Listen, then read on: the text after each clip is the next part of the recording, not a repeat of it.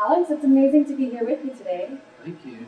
We're here now backstage in your dressing room at your amazing show, which we're huge fans of, The Curious Incident of the Dog in the Nighttime. So we're very excited to find out more about your journey now as an actor. And in particular, we wanted to find out more about your inspiration.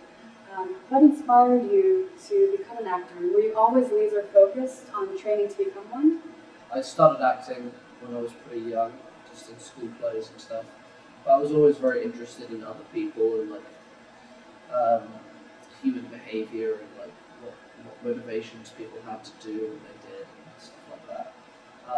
And acting became a really interesting way of exploring that.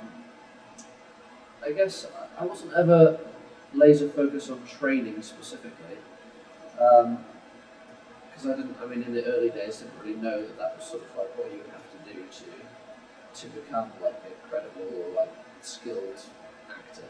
So I was sort of obsessed. I guess you kind of spend sort of that Bill Gates 10,000 hour rule. To become really good at something, you just have to be obsessed and like dedicate 10,000 hours to it.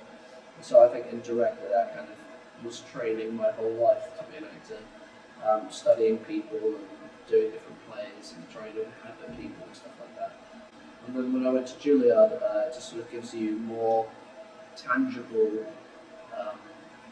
basically a tool set from which you can always draw from, which is also super helpful. Did you enjoy your time at Juilliard?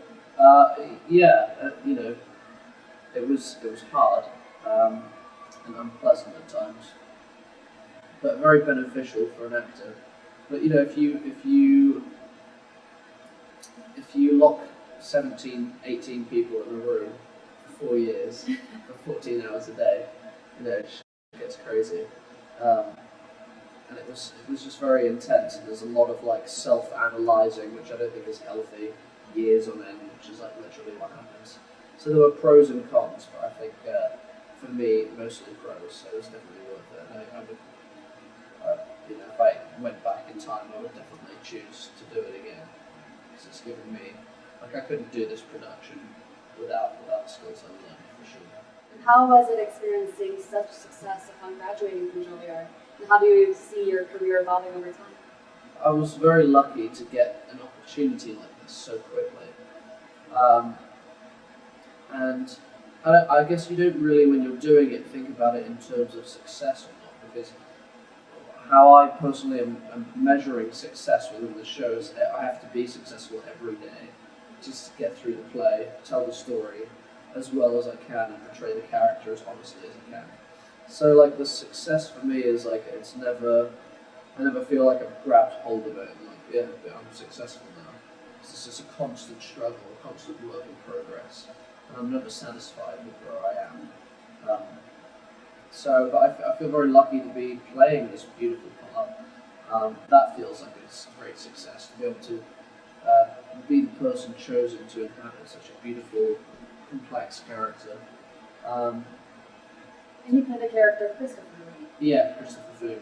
Yeah. How has playing Christopher changed the way that you view the world and life in general? Oh, he's such an interesting character. I mean, he's in a lot of ways polar opposite to me. How so? Well, he's very gifted at maths, and I was really especially bad at maths at school. And he's not very good at empathizing or like reading social cues or understanding people, which is probably hence being an actor, something I'm more inclined towards. But I think like within any extremity, they say chemically like love and hate are actually quite similar in their opposites. You can find similarities. But he's taught me a lot. People like Christopher see detail and appreciate things in such a different way. It's just a beautiful reminder that every human being is different, and to sort of celebrate that difference as opposed to judge it or fear it, which is kind of cool. Are there certain role models that are helping to shape you into the kind of artist you'd like to be, artistically, professionally, especially as you encounter lots of different ups and downs throughout your career? Well, in terms of actors, as a young man watching like the early works of like Al Pacino, his early films, profoundly inspiring to me. And he came and saw the show actually, which is really? like, I almost lost my mind. Did you get to meet him after? I didn't because he's a very shy man, but I heard he was in the house, so I wrote the note and gave it to the house manager to give to him afterwards. And he got it. He wrote me an email, which is which I'll keep forever. But yeah, I mean his work was so inspiring to me and still is.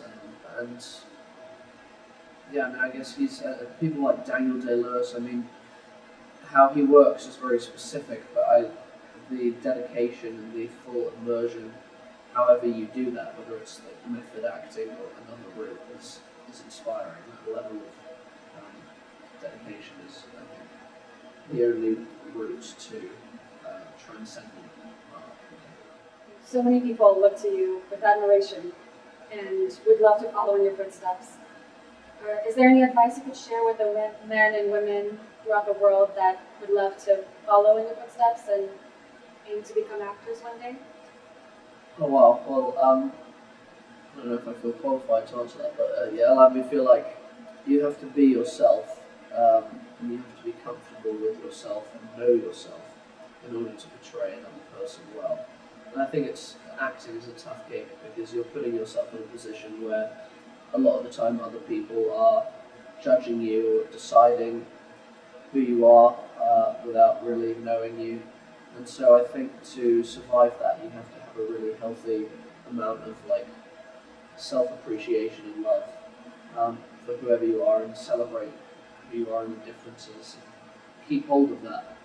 Even just going through Juilliard, the training is so intense, and you're criticised so much, which is helpful, but only helpful if you manage to keep hold of who you are, and that grows at the same time. Because without that, without mental, spiritual, however you want to put it, well-being, there's really no point in anything else.